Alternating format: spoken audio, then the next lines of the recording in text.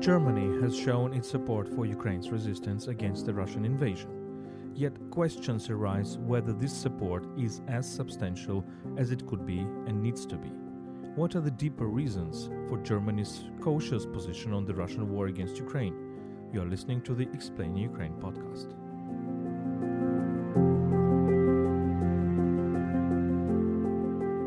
Explaining Ukraine is a podcast by UkraineWorld, a multilingual media about Ukraine.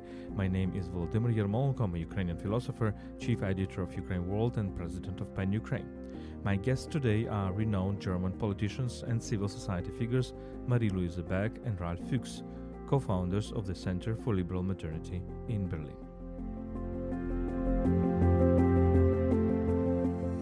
Before we start, let me remind you that UkraineWorld is brought to you by Internews Ukraine, one of Ukraine's largest media NGOs. You can support us at patreon.com/UkraineWorld.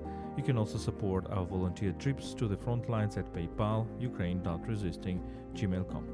You can find these links in the description of this episode. So, let's start.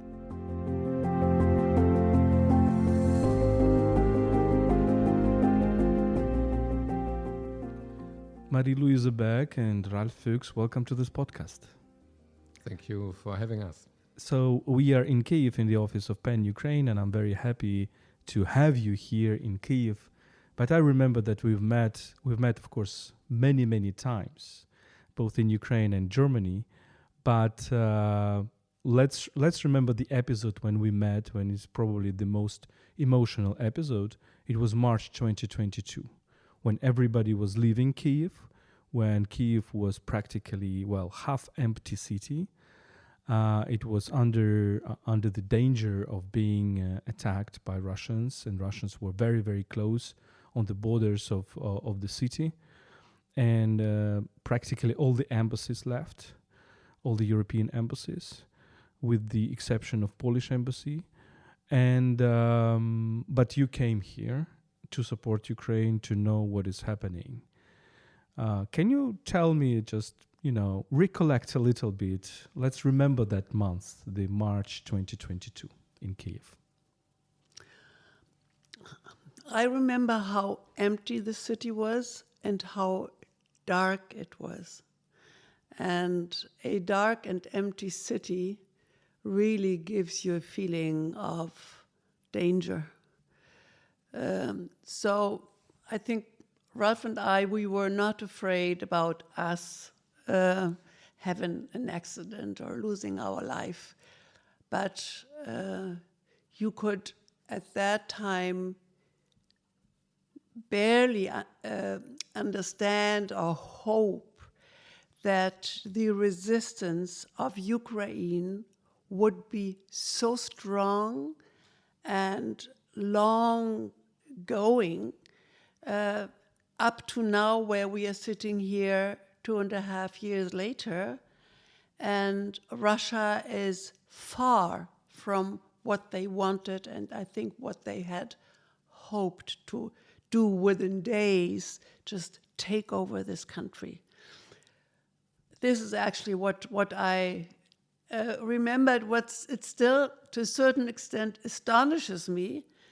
Now you walk through Kiev and you almost have no feeling that there is a war outside, which makes me feel a little uncomfortable, because you can't just go into a restaurant and have a nice meal and drink wine, thinking about those guys and women out there who are fighting in this heat and don't get the support, the military support of the West, which your country would need. And I think this is something we really have to talk about very closely and look at it. Ralf?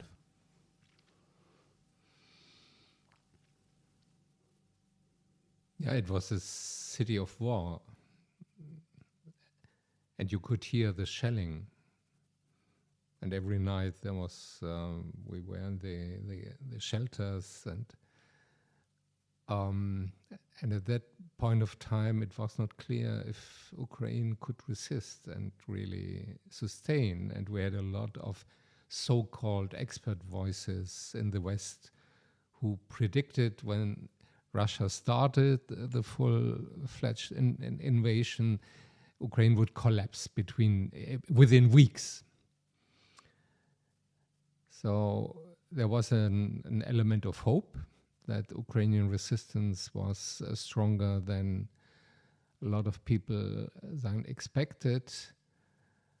So compared to that moment, you could look at the last 2.5 years as a kind of political and military success story of Ukraine winning a lot of support from the West,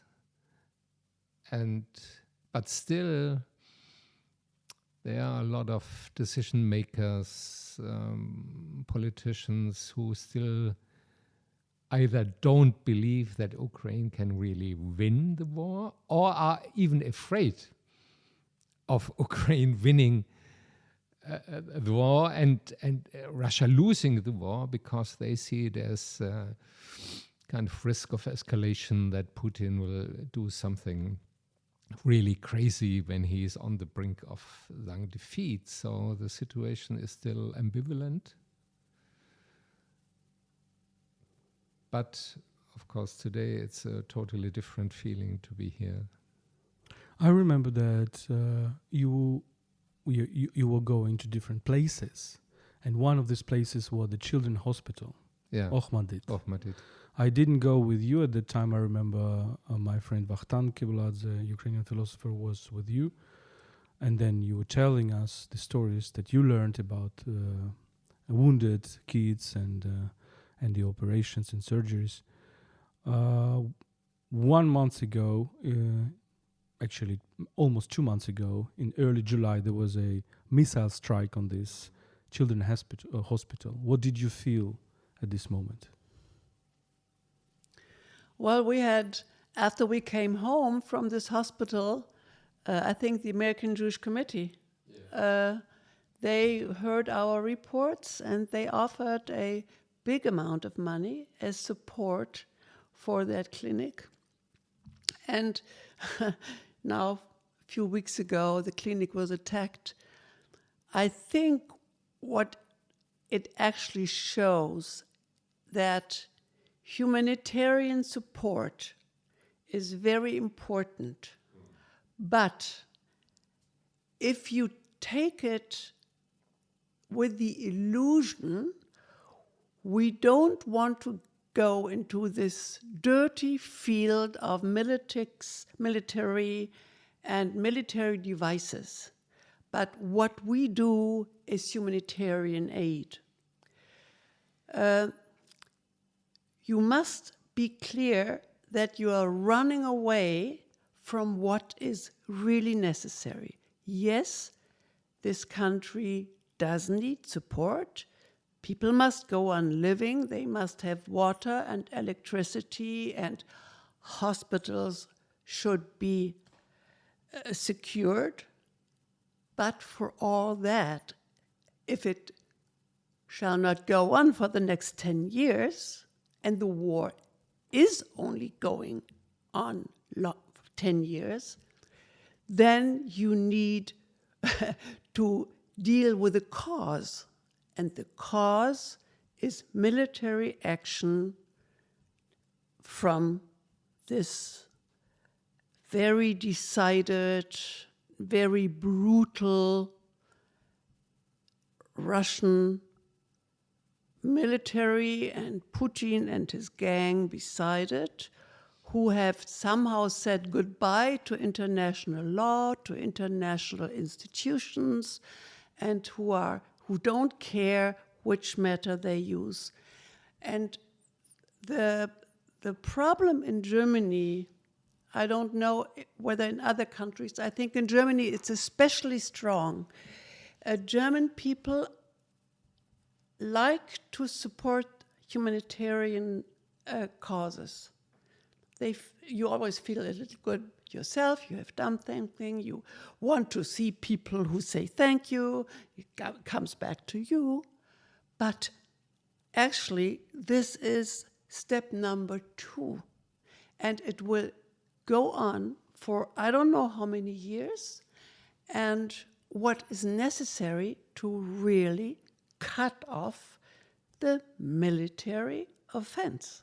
So we are back at places where we need to talk about military, and this is something where our society is more split, more divided, holding back, and politics also.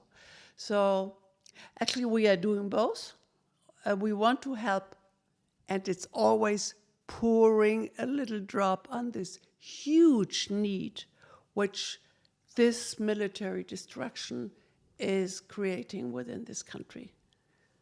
Let me ask you about this feeling of presence, because and the coming here is a courageous act, I think. What would we say to those people who are afraid to come, who think they can, have a judgment about Ukraine and this war just sitting in their beautiful houses somewhere far away? Why do you think the presence, physical presence, is important? I would say before 2014, before the Maidan, Ukraine for most Germans was kind of terra incognita. It was an unknown territory. And in the historical discourse in Germany, when it comes to the Soviet Union, it's almost completely about Russia. So there's a kind of Russia obsession in the German discourse, and it has been for a very long historical period, this kind of special relationship, even soul familiarity between Russia and Germany, and economic cooperation, and then the idea that there can only be military security in Europe with Russia and not against Russia, though these had been very deep-rooted perceptions and patterns in the political culture of Germany. And compared to that, I would say it changed a lot. Now, a lot of people have a much more realistic view on Russia and lost their illusions about partnership and strategic cooperation, see Russia as a threat, not only to Ukraine. And there's also a lot more knowledge about Ukraine, lots of reports, of articles. I would say the German quality media are doing quite a good job. The journalists traveling to Ukraine, and also a lot of civil society activists have been in Ukraine, even during the war. More and more parliamentarians are coming. So I would say there's much more empathy in the majority of the society, but still you have a very strong pro-Russian minority, especially in Eastern Germany. And it's very hard to change their mindset and their opinions with rational arguments. Of course, it's always about something deeper. But if we talk about German society, I personally look at it from the distance. But let me reconstruct the way of thinking, and you will tell me whether I'm right or wrong. So there is a huge process of post-World War II, which is a process of basically saying that not only Nazism is bad, of course we understand that Nazism is bad, but the war is bad, and the militarism is bad. So it's actually bad to think in military terms. It's bad to have this voluntarist act of approach, like to act because of the feeling of leadership. You always need to set up a table, communicate, find a compromise. So compromise is good. It can take long time, but it's always good. Sharp decisions, quick decisions are bad. And then we have this mix. So militarism is bad, war is bad, voluntarism is bad, quick action is bad, which brings us to a certain level of incapacity of quick action, and certain level of thinking that, okay, you will always need to think in the way, not in terms of how to stop the military aggressor, but in terms of, okay, let's still find a way to talk and to compromise. Do you think my reconstruction is correct or not? It is, yes, it's part of the debate. And we have very strong voices now, parties who have been set up during the last years. One clearly right-wing. You can really call them right extremists, with parts of their members being real Nazis, being völkisch. I don't know whether there's an English word for it. No, there is no. Okay, so they have been breaking into our nice, calm German political life and got strong in a way we actually had not expected. And You mean Alternative für Deutschland or Alternative some for other Deutschland. people? That's Okay. I started with Alternative for Deutschland.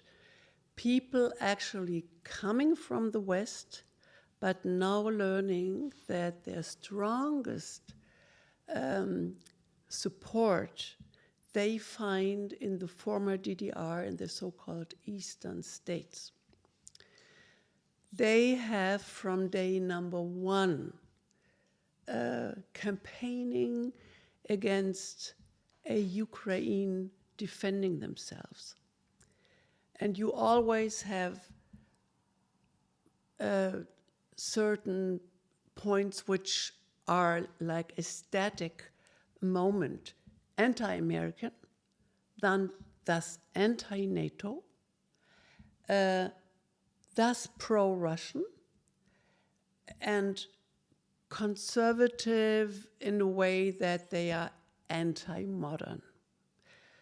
This is what they stand for, and of course anti-migration, which is a very strong point they have. So they have been showing openly that they are close to Russia, by symbolic travels, for example, visiting Crimea from Russian territory, which we should not do. It's like accepting the annexation. And then you had all this Russian propaganda coming from their voices one-to-one. Crimea always has been Russian, and it was just a mistake, and Khrushchev was not really knowing what he was doing when he gave it to Ukraine, and so on.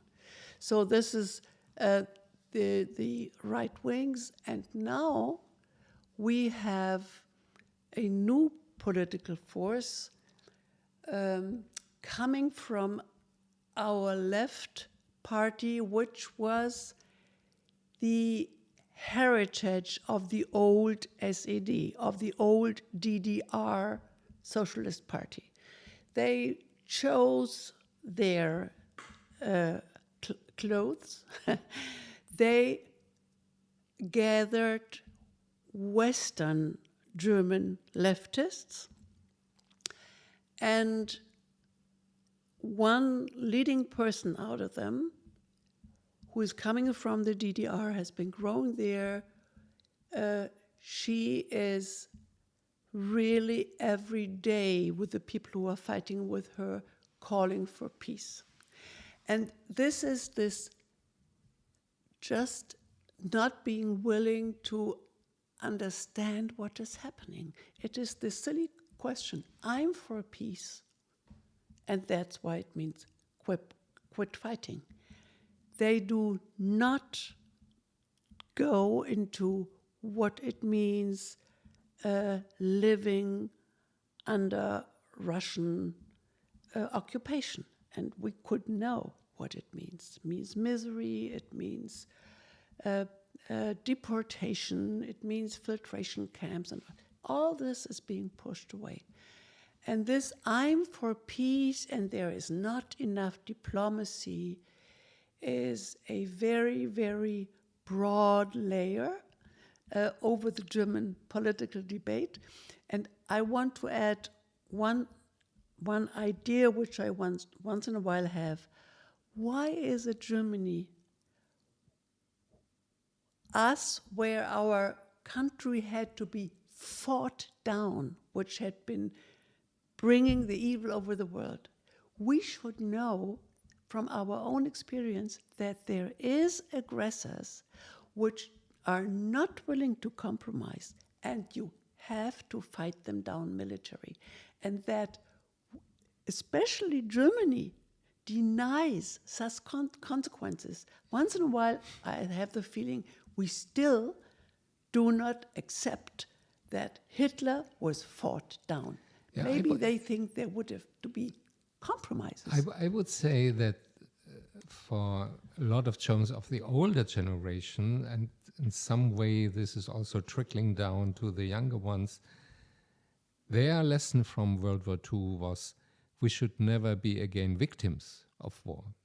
Yeah, because they experienced themselves in the final year of the war since 1944 as victims, especially in the east of the Red Army, with all the brute force conquering Germany and the occupied territories, and from the west the US and Great Britain with the bombardments. And there is a sense of victimization in the German society. We just had a current survey that 45% of the people are afraid that Germany will become involved in the war. That Germany again will be part of war with Russia. And interestingly, the Chancellor, Mr. Scholz, is serving this kind of fear, because in his public messages, of course, he says we will support Ukraine as long as it takes, and he is even talking about Russian neo-imperialism, which is really a new language in Germany. But his main message and his superior goal is to keep out Germany of the war, to keep Germany out of the war, and to prevent that there will be a full-fledged confrontation between NATO and Russia. So he is serving this sense of fear. And he is restricting his policy by this fear of escalation. Yeah, so not delivering Taurus. In the beginning, it was not delivering heavy weapons at all, not delivering Leopard, now not delivering medium-range cruise missiles, because this could be seen by the Kremlin as a provocation and could trigger an escalation of the war. So this motivation of fear is, I would say, one of the major reasons why Germany is not really going full support for Ukraine. So basically it means that the lesson of Nazism was learned only half-road. Yes. Yeah. Because the lesson was learned that we should prevent evil from happening. Yeah. Right? And therefore we should build a society which is inclusive, where there is no racism, when there is no anti-Semitism. Mm-hmm. So we should prevent evil from happening. But there was no lesson, okay, what we do when evil happens. Coming. Yeah. And there was no sense that now kind of antagonistic conflict is back. For a very long period of time, German foreign and security policy followed the idea that every conflict can be resolved by dialogue, compromise, and money. Minsk. And now a lot of politicians and part of our society, they are struggling with the fact that we are in a conflict with an antagonistic force, with an enemy. You know, the term enemy is something very strange it's even stronger, in right? the German discourse. So I would say Germany moved a lot since February 22 in its policies and also in the public mindset, but it's still halfway. It's still halfway. Marie? I would even put it stronger in what we are dealing with. When Bartan was in Berlin, he was telling us, don't you understand that the mere evil is back in the world? And somehow, and I think this is psychologically so interesting, that our country, our society, who has 2, 3 generations back, has brought mere evil over the world with a leader who organized a strong hierarchy, 10,000s of people who were willing to go along, and they were a mere evil. And what they do in Germany, they claim that we have been looking at our history more precise than any other country.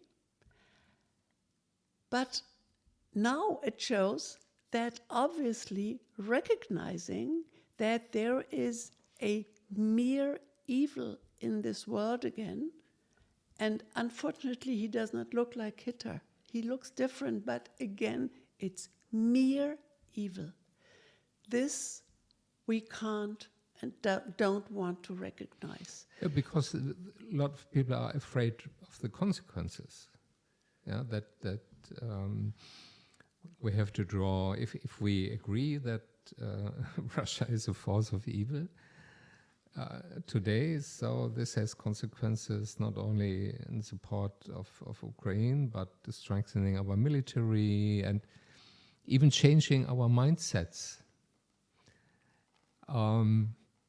Moving from the post-heroic era to a kind of new heroic era where some virtues are demanded, which Germans find very strange or are even afraid of.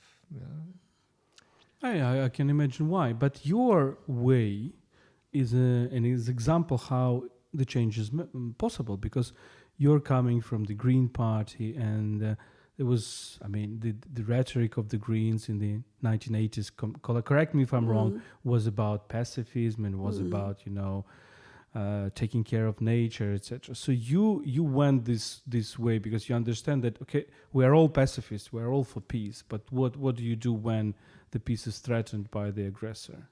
What was your logic? Because I assume that Ukraine was not the beginning of your intellectual journey. It started early, started with the Balkans probably. Can you tell me? Well, you're right, it started with Israel.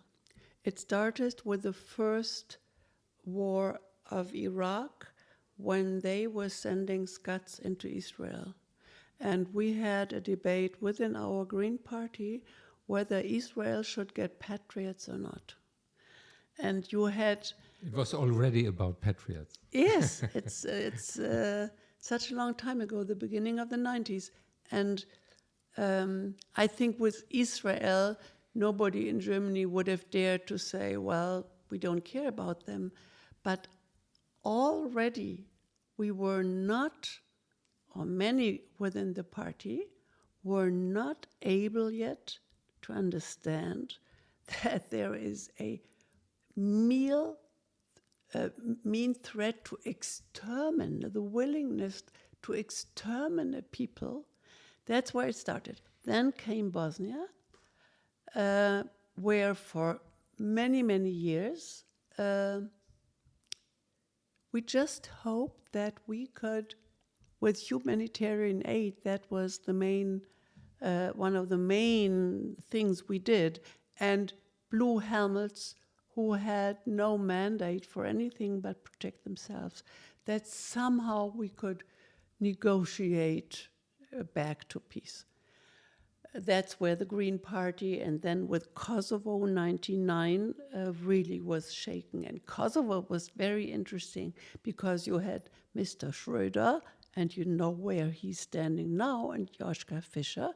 They both were decided to go along with this coalition of the willing and see to it that there would not be another genocide like Srebrenica. So for this decision, 1999, I think they and we can be proud.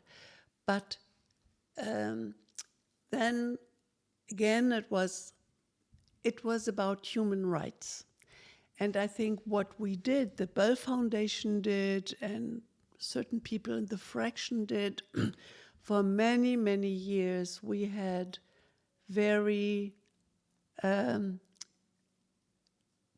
deep-rooted connections with Russian dissidents. And I think this is what helped the Green Party to go through the translation, which they know they did in a pretty good way now, that dealing with the human rights side and how it was mistreated in Russia for so many years. Talk about Chechnya, for example. This changed this peace on one side, no military on one side, on the other side, human rights politics.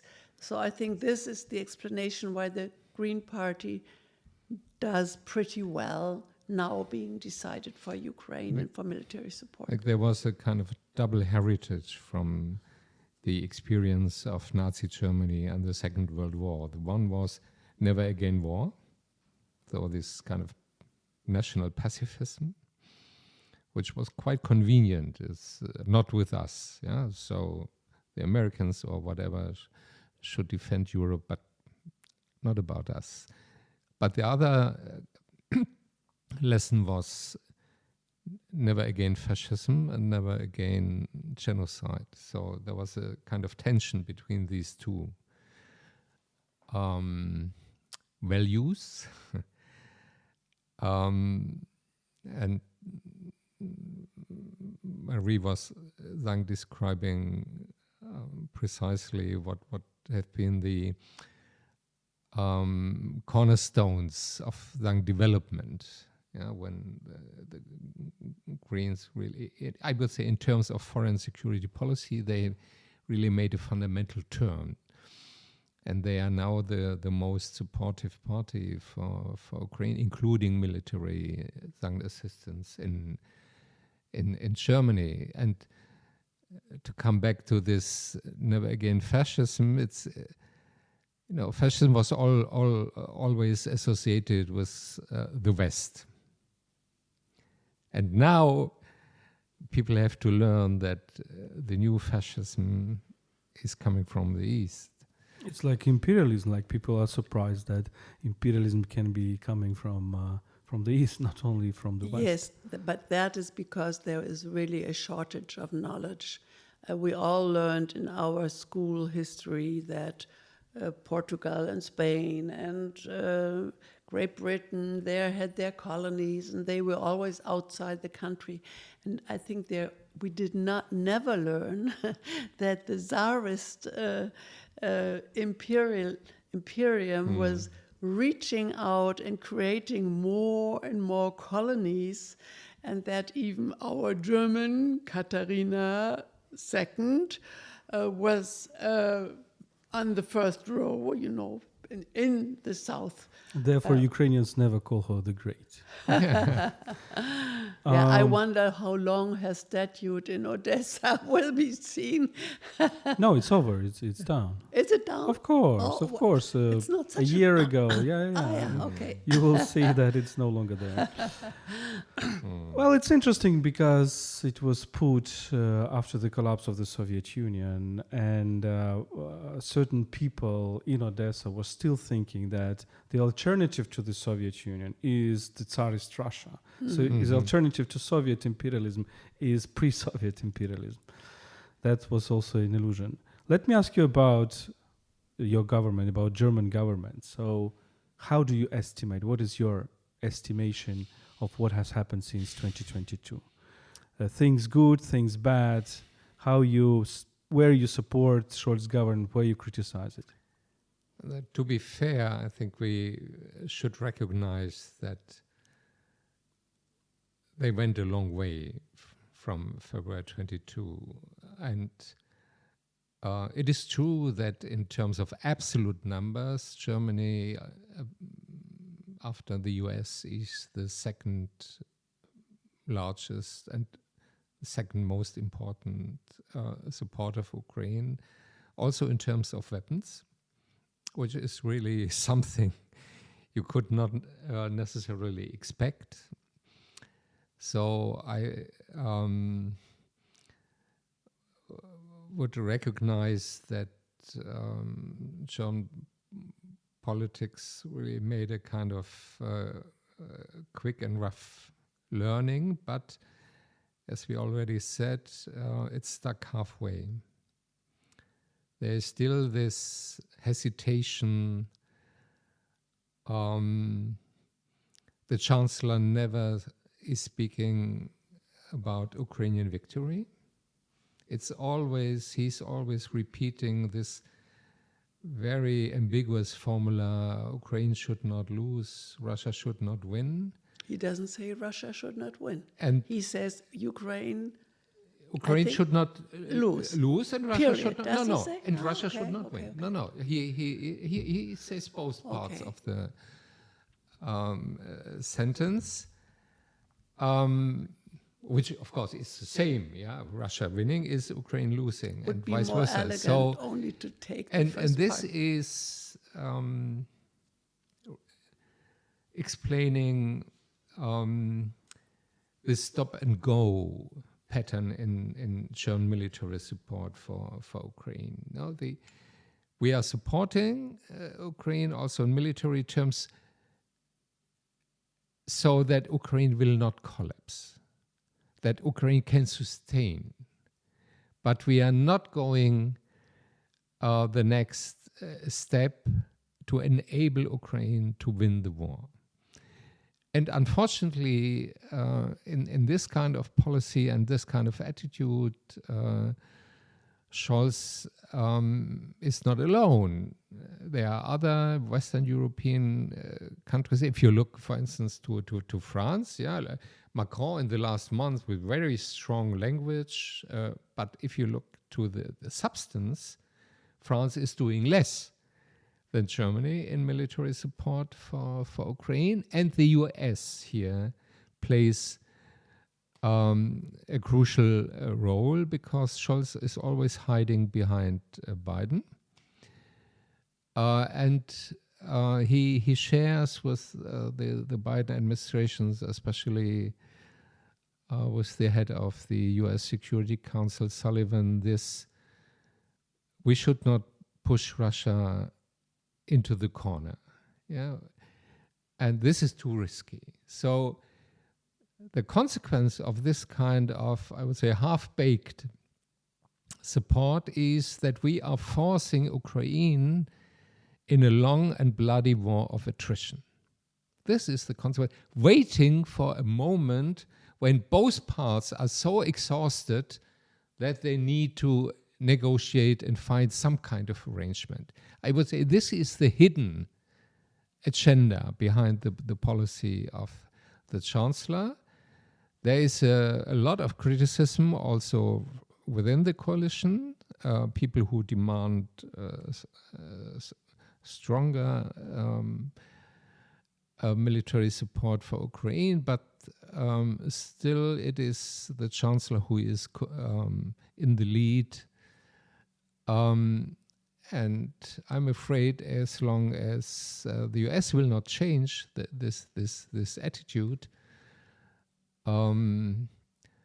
Germany will not make up its mind to go forward. You can see, if you take the last developments in the financial assistance for Ukraine, the government, after a long conflict about the next federal budget, decided to cut military support for Ukraine from 8 billion euro to 4 billion euro.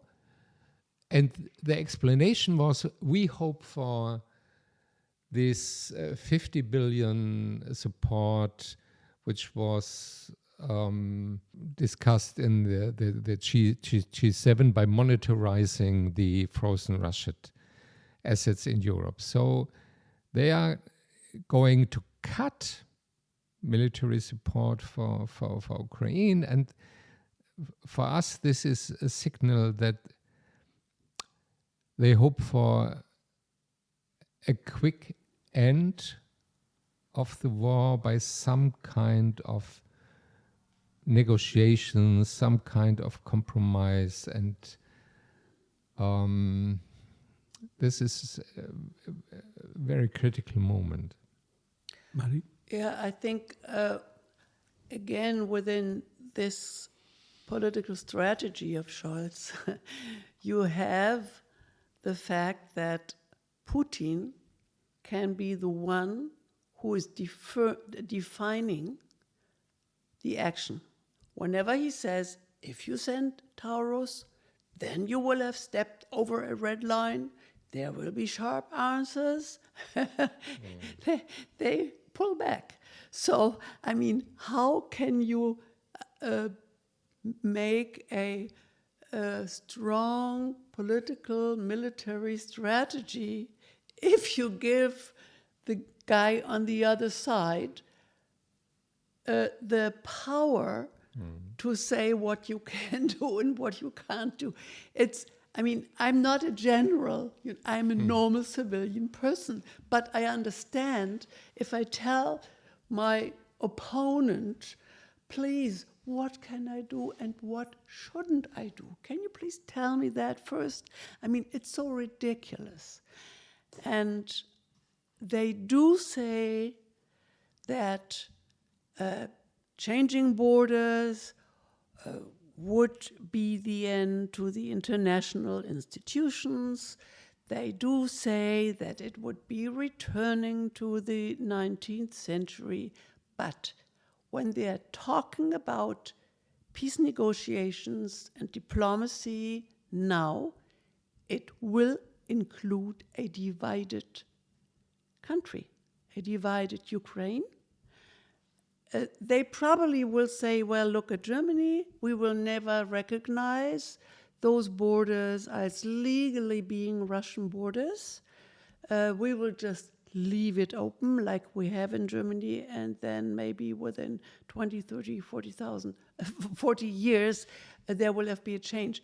What they exclude is what is happening on all those grounds where Russian troops made it to intervene, that you have this deportation of children, lustration camps, really a most brutal and miserable life. And this is being excluded by our seemingly very humanitarian, peaceful people who say, come on, it's not about borders. It's not so important. They exclude what is happening on the ground, and we can know it. We can know it. So they try to follow kind of middle way, a middle path between supporting Ukraine without risking a military confrontation between Russia and the West. And our analysis is that finally this kind of third way is encouraging Putin, because it leaves the dominance of escalation to Russia. And then there is something else which is our trouble in Germany. Freedom is not really this one and only you have to have first in order to have a good life. Everything is coming afterwards, living in freedom. And I think this has, to a certain extent, turned in our society. It's about having material, reliable circumstances, which I think is very high-ranking. Some say that Germany was given the freedom from outside. We did not have to fight for it. All the anti-capitalists would say, that's an American freedom, it's never freedom, because there never can be freedom under a capitalist society.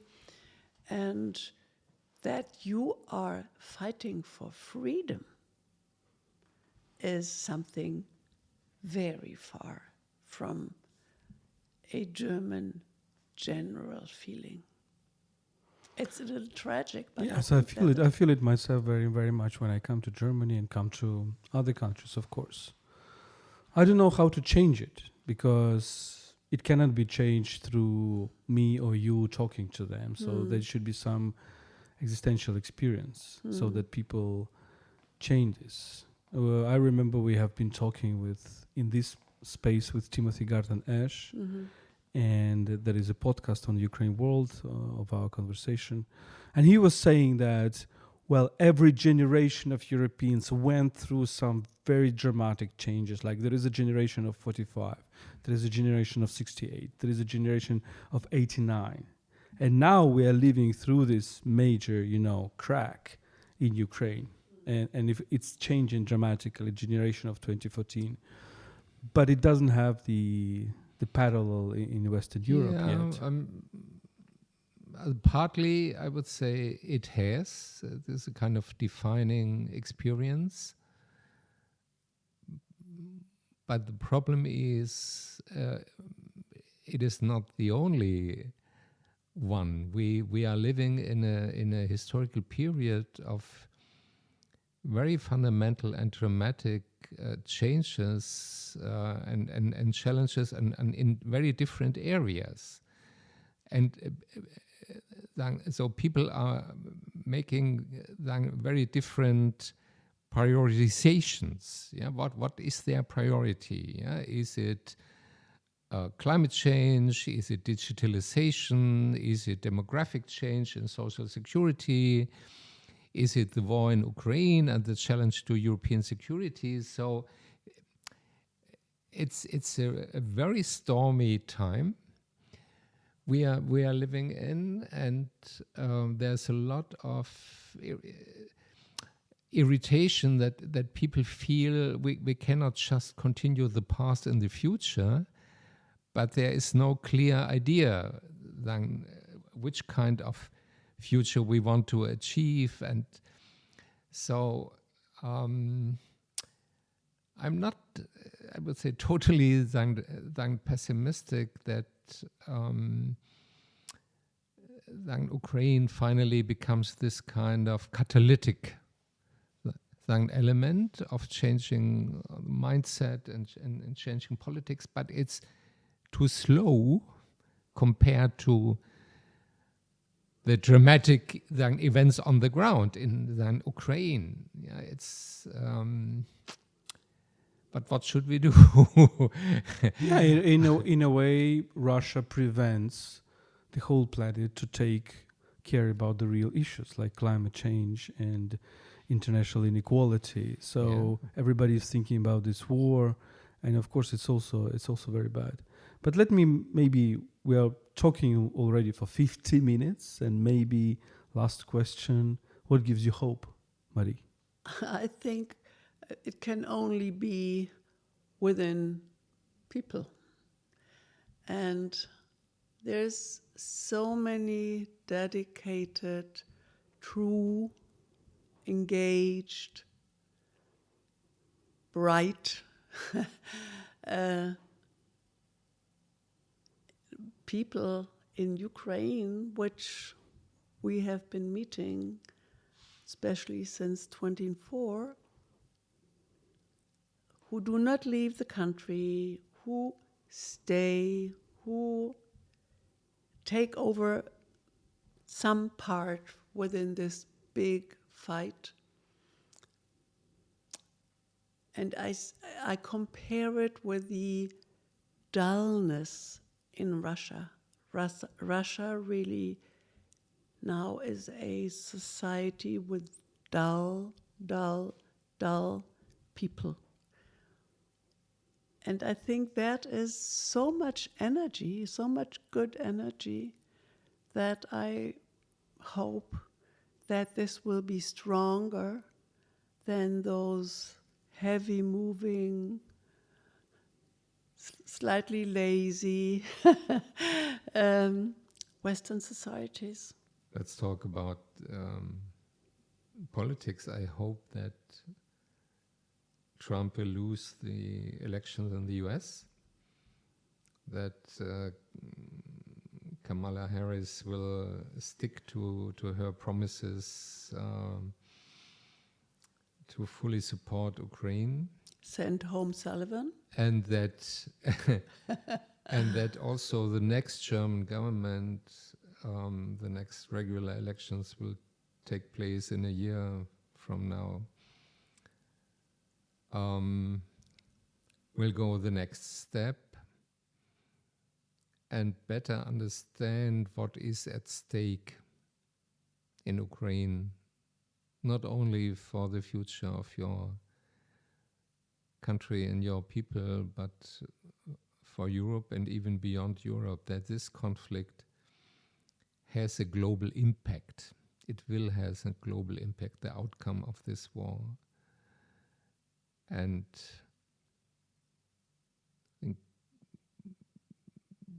I hope for a better understanding that liberal democracy is really under threat, and that we have learned again to fight,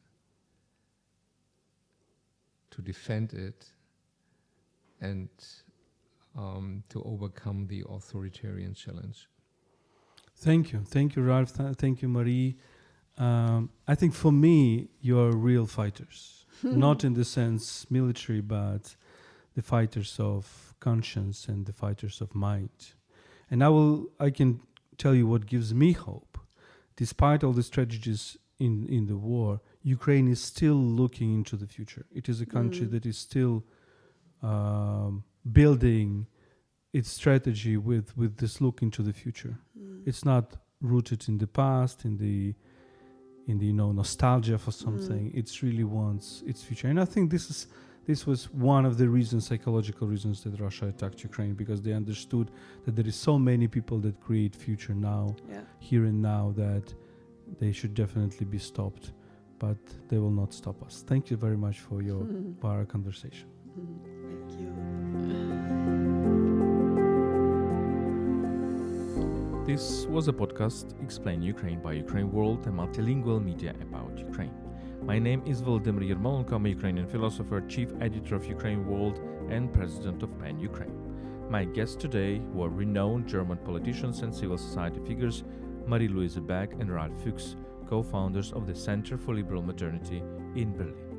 Let me remind you that you can support our work at patreon.com/UkraineWorld. You can also support our volunteer trips to the front lines at PayPal, ukraine.resisting@gmail.com. You can find these links in the description of this episode. Stay with us and stand with Ukraine.